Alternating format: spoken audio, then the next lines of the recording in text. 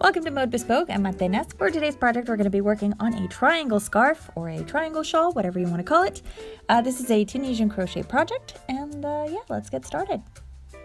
So here's a look at the triangle shawl that we are going to be crocheting today. Now, this is a Tunisian crochet project, and we are going to be using a lacy stitch. So you can see it here. So here's the front part of the shawl, and then this is what the back side looks like. So overall, it's really nice. It's lacy, so it's going to be great for spring or fall, or for people that live in places like I do, so like Florida, where it's never really cold. It's a good shawl to have. So let's talk about supplies real quick. In order to get all of the different color switches, I used a self-striping yarn. So if you don't know what a self-striping yarn is, get something that kind of looks like this. It's got all these different colors, and then you don't have to switch colors and hide tail ends and all of that fun stuff. You are going to need a Tunisian crochet hook. Now, you can use... Oh, I don't even know why I put this shawl back here. Let's just move it. You can use one of these if you want to, so long as it's got the little stopper at the end, because otherwise, once it starts getting really to the wide part of the stitching, you need to be able to hold on to those stitches. Otherwise, you can use one that's got a cord. I twisted it up this way so it doesn't hit on everything as I'm filming, because I'm going to make a small sample to show you. So just any cord will be fine. You're also going to need just some yarn, and I used a 5mm hook and a light yarn, so this is a size 3. This is the yarn I used, but I'll put all the information on it here on the screen in case you want to get some of this. I used 2 of these little balls of yarn. I'll also put the measurements for the shawl so that you know how big this thing is going to be using those 2 balls of yarn. Now, if you want to make this shawl bigger, all you have to do is just add more yarn and just keep adding rows. So as far as the construction goes, let me move this here so we can see it. We're going to start here at the bottom, so at the tip, and then we're just going to make it wider as we go. So this is really easy to adjust. If you want a bigger shawl, just add more rows. If you want a smaller shawl, then just don't add as many. So yeah, really quite easy. To get the PDF pattern for this project and many others, you can visit modebespoke.com. I'll leave a link in the description box below. Alright, so let's begin with the stitch, and this is an intermediate project, so I'm not going to show you how to do the slip knot. Leave a nice long tail end of yarn. You're going to use this to shape the tip of the shawl later. So begin with your slip knot and chain 3. If you don't know how to begin that, then this project might be a little too advanced for you. So we've got chain of 3, and we're ready to begin with row 1. So we're going to begin with a yarn over, and then you're going to insert your hook into the second stitch of the chain. So the one right in the middle, yarn over and pull up a loop. And then you're going to yarn over again, insert your hook into this last stitch, yarn over and pull up a loop. So for row number 1, you will end up with 5 loops on your hook. Okay. So now, in order to create this stitch, you're going to be doing most of the work. Where is it? Is it on this side? Here we go. You're going to be creating the look on the return pass. So when you cast on, you're just going to be adding the loops, but the return pass is what creates this stitching. So I know you can't really see it too much because of the color changing yarn, but you'll see it a little bit better here with this just a single colored yarn. So the return pass is going to go like this. You chain 2. Now the first 2 chains need to be worked in very loose tension. So make them nice and loose, so you have chain 1 and 2, and then you're going to yarn over and pull through 4. So yarn over, pull through 4 loops. So it's 1, 2, 3, and 4. You're going to be left with 2 loops on your hook. Then you're going to yarn over and you're going to chain 2. So it's 1, 2. You still have 2 loops on your hook. You're going to yarn over and pull through both of those loops. So that is the return pass for row number 1. So your work is going to look a little like this. Now, this stitch is made up of 3 stitches a piece, or 3 vertical stitches, and you're already going to have the sections already set up if you look at the chain. So we've got these 2 chains and then the 1 stitch, which is going to be one of these little, I'm going to call it a flower stitch just to make it easier. So you can have 1 flower stitch, and then here you're going to have a second one. So we're going to begin row number 2, a chain 1. You're going to insert your hook into that first chain of this of the row. So not this one, the one that's right above it, so it's right up here. Insert your hook and cast on 1. So we cast on this one. You're going to cast on in the next chain. So there's 2, and then you get to the little flower. So you're going to cast on in the top stitch, so it's right up here, of the flower, and you're going to cast on 2 more stitches, so into these 2 chains. So we got 1, 2, and then we need to increase, because each of these rows we're going to add 1 more little flower stitch just to make the shawl wider, right? So for your increase, you're going to yarn over and you're going to insert your hook into the final chain of the row, which is going to be right down here. So it's right there. So yarn over and then insert your hook into that stitch and pull up a loop. So at the end of row 2, you should have 8 loops on your hook. So 1, 2, 3, 4, 5, 6, 7, and 8. Now for the return pass, we're going to chain 2, and it's nice and loose tension. So it's 1, 2, and then yarn over, pull through 4. So yarn over and go 1, 2, 3, 4. Chain 2, so 1, 2, yarn over, pull through 4. So yarn over, 1, 2, 3, 4. You're going to be left with 2 loops on your hook. So you chain 2 and then yarn over, pull through 2. And that was what, row number 2? Row number 3? I don't even know what row we're on anymore. Okay, so here we go. So now for the next row, we're going to be adding, so here we have these 2 little flower stitches. The next row, we're going to have 3. So we're going to have to increase by 3 stitches. So each row, you increase by 3 loops. So once you've cast on your stitches, you should have 3 more loops than the previous row. All right, so let's cast on row number, what is this, 3, 4? I don't even know. Row number 3, there we go. I had to look at my notes. All right, so you chain 1, and we go into this very first stitch. So we're going to insert our hook into the stitch, yarn over, and cast on 1. And then we're going to cast on in the next stitch, and then we reach the little flower stitch. And we cast on in the stitch above that, and then we go into the next 2. So right next to the flower stitch is that first chain. So there's always going to be, let me grab some more yarn here. There's always going to be 2 chains right before your flower stitch. So you should always be casting on into the stitch right after this flower. So it's right here. So cast on into this stitch.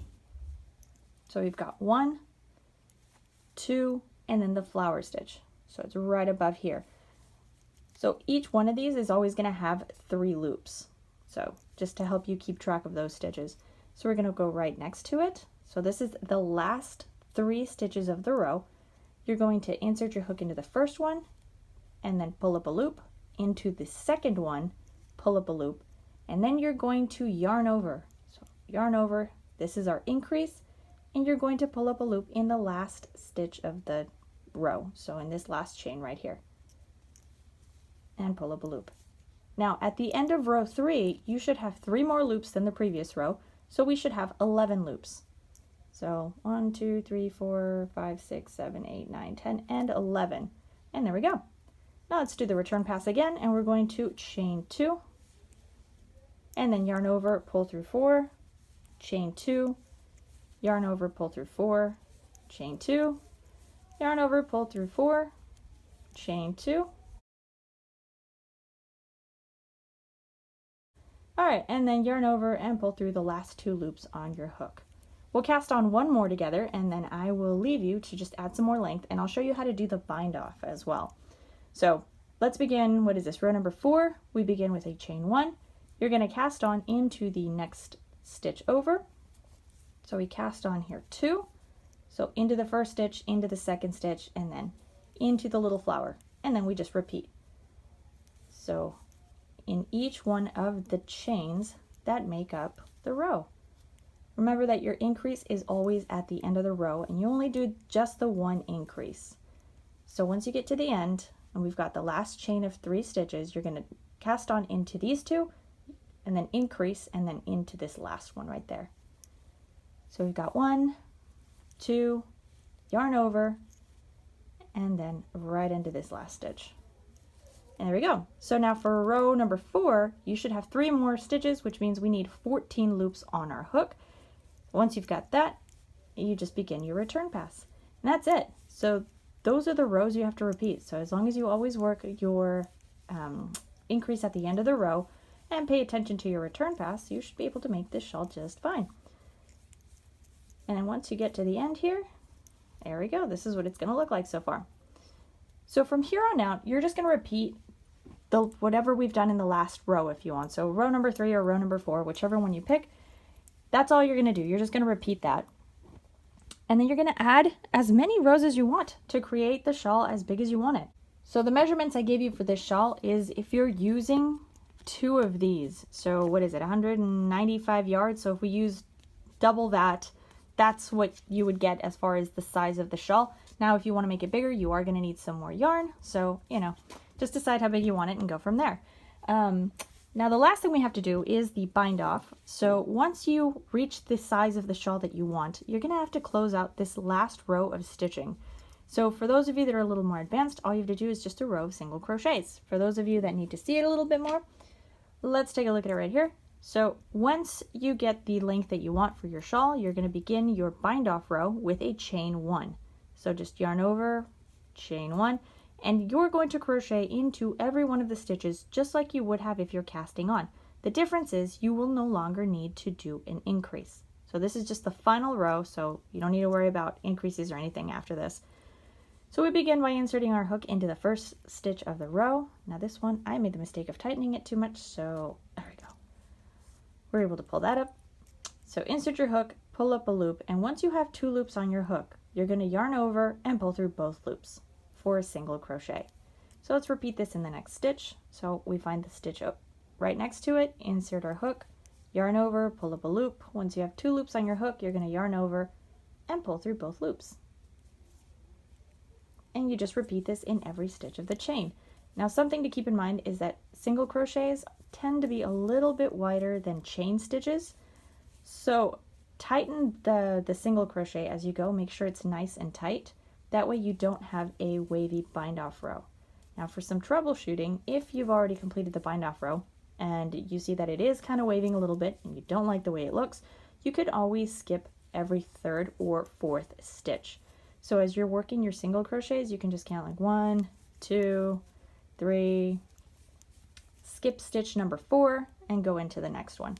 That'll also help, decrease your stitch count at the top, and it'll keep it from being wavy. But that's some troubleshooting right there. We're going to talk a little bit more about other issues you could potentially have, and those are all going to be tension related, but we'll talk about that here in just a minute. Okay, once you get to this final one, you're going to single crochet into each of these last 3 stitches. So there's 1, and then this next chain, and then this bottom chain. And then to finish, you're just going to chain 1. This is going to make a nice little knot here at the bottom.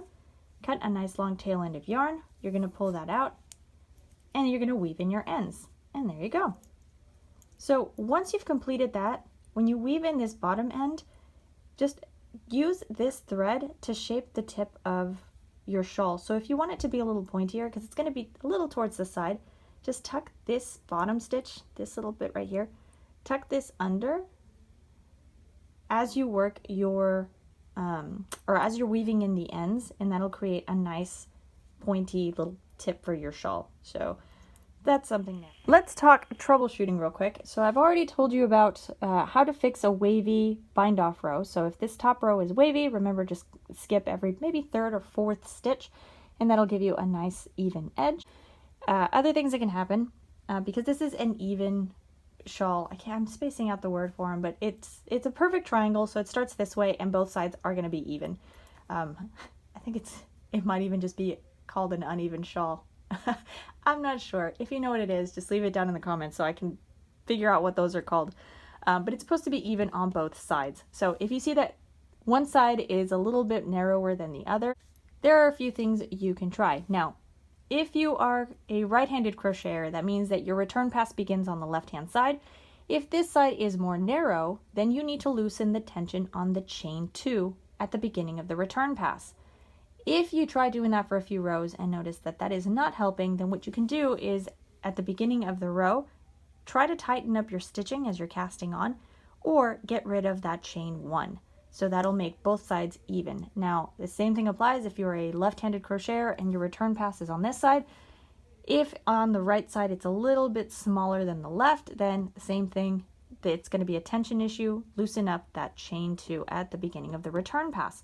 And there you go. And that was our tutorial for today. Thank you so much for watching. If you haven't subscribed to the channel, hit that subscribe button. If you'd like to see more of my work, you can always follow me on Instagram, or you can check out my website. The link is in the description box below. Thank you so much for watching. I will see you all again in the next tutorial.